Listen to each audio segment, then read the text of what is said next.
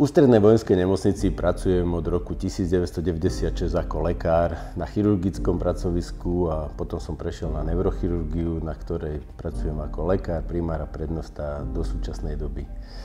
Už niekoľko rokov dozadu v rámci komunikácie nie len Ústrednej vojenskej nemocnice a Mondi SCP, ale aj v rámci komunikácie jednotlivých pracovísk tejto nemocnice z Mondi SCP registrujem a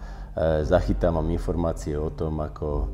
tento podnik, ako ľudia spojení s Mondi, s Ekoinvestmentom a samozrejme s pánom Filom, ktorý je značkou a ktorý je garantom celého tohoto podniku. Spolupráca prináša do Ústrednej vojenskej nemocnice pozitívne momenty, hlavne v tom, že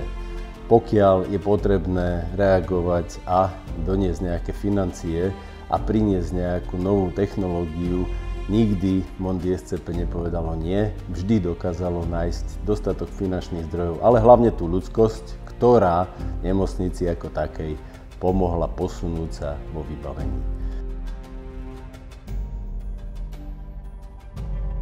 Môžem povedať aj z posledného obdobia promptný, okamžitý a veľmi ústretový prístup tejto veľkej fabriky, ktorú tu máme a spoločnosti a pána Fila, ktorý po našom nešťastí, po vyhorení strechy na chirurgickom pavilóne prišiel ako prvý a ponúkol nám finančnú podporu v objeme 500 000 eur. To sú veľmi významné peniaze, na základe ktorých my sme spustili rekonštrukciu a na základe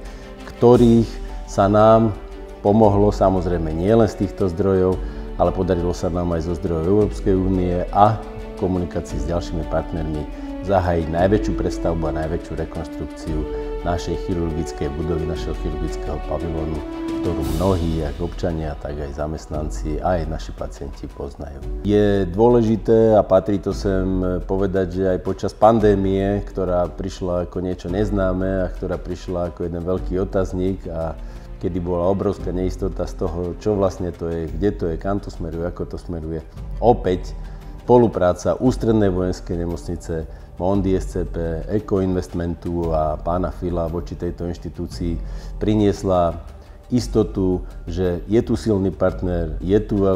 tu veľmi kvalitné spojenie a opäť finančnými, ale aj materiálnymi záležitosťami podporila a pomohla Ústrednej vojenskej nemocnici zvládnuť tú situáciu, ktorá bola spojená s COVID pandémiou a s vecami s tým spojenými. Asi sa v tomto krátkom vstupe nedá zhrnúť všetko, čo priniesla spolupráca medzi Ústrednou vojenskou nemocnicou, Mondi, Ekoinvestmentom a pánom Filom. Myslím si, že na jednotlivých úrovniach to tí zamestnanci vedia a tých pacientov ani nevediac o tom sa to dotýka a môžem tým zhrnúť